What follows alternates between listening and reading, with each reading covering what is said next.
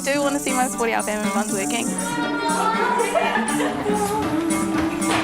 The money that I've raised is going towards Malawi. I'm flying out to Malawi tomorrow. We're going over to see if our famine funds are working. Yeah, I've had a couple of people from my small town, you know, do you really think it works? Like, is it really worth it? It's so vital that the physical need actually gets met.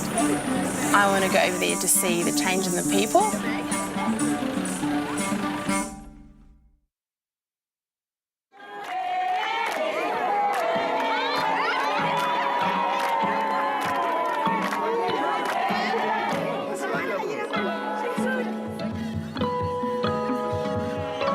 So we went to a village. It was this little boy called Mike, and he was 7 years old, but his growth was stunted severely from malnutrition.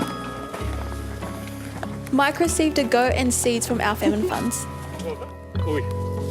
He showed us his 4 goats and named one after me. He had this yard of plants and crops, and he was able to laugh and joke, and he was just a bundle of joy. Very good.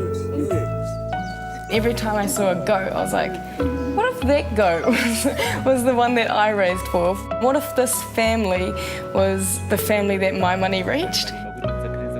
One goat will end up having kids, and then those goats will end up changing other people's lives, and it will make a difference to 4 or 5 families.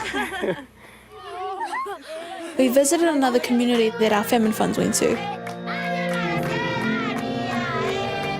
They gave us chickens, and they gave us a couple, 3 bowls of eggs. And Chief Onga was speaking, he says, we don't give this because it's a sacrifice, we give this because we have an abundance now.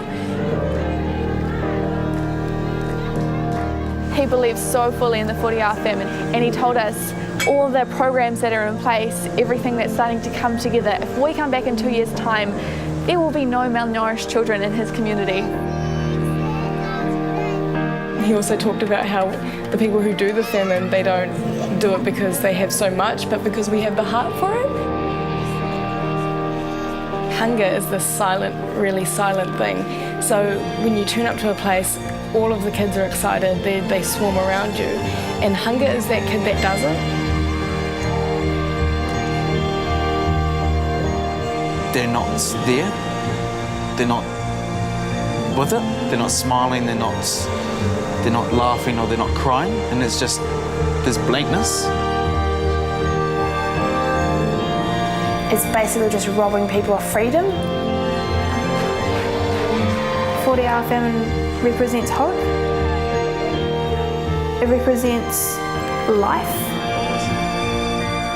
I've been changed by the power of one person and the power of people standing together. Yeah, I believe in the 40-hour famine wholeheartedly.